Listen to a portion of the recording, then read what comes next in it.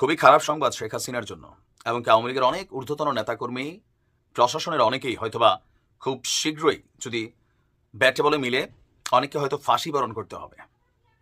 শুধুমাত্র এই ইন্টারিম গভর্নমেন্টের সময় না, এই সরকারের পরে যদি কোনো সরকার আসে, বিএনপি অথবা সামহাও যারাই আসেন, তারা কঠিন বিচার করবেন। কারণ কি, ইন্টারন্যাশনালি যেই সংগঠন আছে জাতিসংঘ আজকে যেই তদন্ত প্রতিবেদন প্রকাশ করছে, এই তদন্ত প্রতিবেদনটা ওয়ার্ল্ড ওয়াইড একটা ভ্যালু রাখে।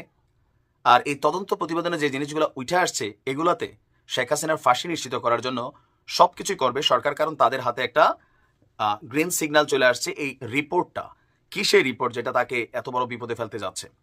দর্শক, আজকে human rights violation and abuses related to the protest of July and August 2024 in Bangladesh, এই প্রতিবেদনটা প্রকাশ করেছে জাতিসংঘ। তারা এখানে কি কি গুরুত্বপূর্ণ জিনিস আনছে যে আপনার জুলাই অভ্যুত্থান চলাকালীন বিক্ষোভকারীদের হত্যা এবং তাদের লাশকে গুম করতে সরাসরি নিরাপত্তা বাহিনীকে নির্দেশনা দিয়েছিলেন শেখ হাসিনা।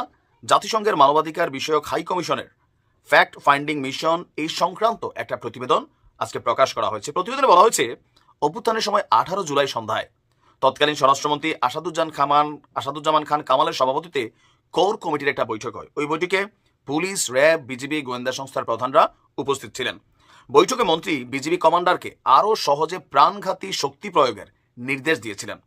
জ্যেষ্ঠ কর্মকর্তাদের স্বীকারোক্তি বলছে যে পরদিন অনুষ্ঠিত হয় আরেকটি বৈঠক এবং সেই বৈঠকে শেখ হাসিনা নিজে নিরাপত্তা বাহিনীর কর্মকর্তাদের বিক্ষোভকারীদের যারা আছে তাদেরকে হত্যা করার নির্দেশ দেন এবং বিশেষভাবে বলেন, বিক্ষোভের নেতাদের, দাঙ্গাবাজদের ধরুন, হত্যা করুন এবং তাদের লাশ গুম করুন। ফলে 18 জুলাইয়ের পর আপনার পাওয়া যে নিহতের সংখ্যা, এটা 3 গুণ হয়ে যায় বলছে জাতিসংঘের তদন্ত কমিটি। তারা বলছে যে 18 জুলাই নিহতের সংখ্যা 100 জানা গেলেও পরের দিন 19 জুলাই তা হয়ে যায় 300। ফ্যাক্ট ফাইন্ডিং মিশনের প্রতিবেদন বলছে, সংগ্রহ করা তথ্য উপাত্ত স্বাধীনভাবে পর্যালোচনার ভিত্তিতে জাতিসংঘের এই তদন্ত কমিটি জানতে পেরেছে যে সাবেক সরকারের নিরাপত্তা গোয়েন্দা সংস্থাগুলো, আওয়ামী লীগের সহিংস গোষ্ঠীগুলো পদ্ধতিগতভাবে গুরুতর মানবাধিকার লঙ্ঘনে জড়িত ছিল, যার মধ্যে রয়েছে শত শত বিচার বহির্ভূত হত্যা, অন্যান্যভাবে হিংস্র শক্তি প্রয়োগের ঘটনা, যার ফলে হাজার হাজার বিক্ষোভকারী গুরুতর আহত হয়েছে, গ্রেপ্তার হয়েছে, নির্যাতনের শিকার হয়েছে। প্রতিবেদনে আরও বলা হয়েছে, এই ধরনের গুরুতর মানবাধিকার লঙ্ঘনগুলো আন্তর্জাতিক অপরাধ আইনের দৃষ্টিকোণ থেকে উদ্বেগের সৃষ্টি করে। সুতরাং এগুলোর আরও তদন্ত হওয়া দরকার, যাতে মানবতা বিরোধী অপরাধ এবং নির্যাতনের ঘটনা কতটুকু ঘটেছে সেটির মাত্রাটা নির্ধারণ করা যায়। একই সঙ্গে বাংলাদেশের নিজস্ব আইনেও গুরুতর এসব অপরাধের মাত্রা নির্ধারণ করা হবে। বুঝতেই পারছেন, এমনি সরকার বসেছিল যে আওয়ামী লীগের বিচারটা কোন অ্যাঙ্গেল থেকে করবে। পলিটিক্যালি একটা ইস্যু তো আছেই, সরকারের নানান চিন্তা ভাবনা। বাট জাতিসংঘের এই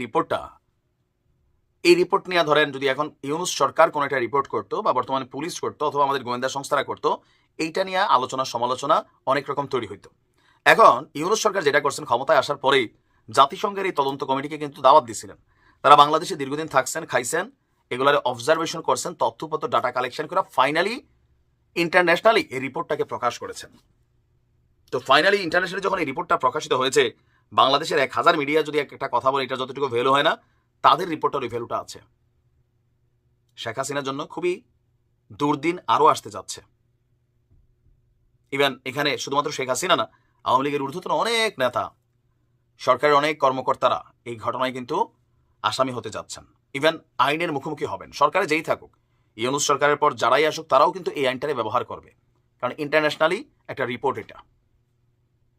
আওয়ামী লীগের খুবই দুর্দিন আসতে যাচ্ছে, বোঝা যাচ্ছে। ভালো থাকুন।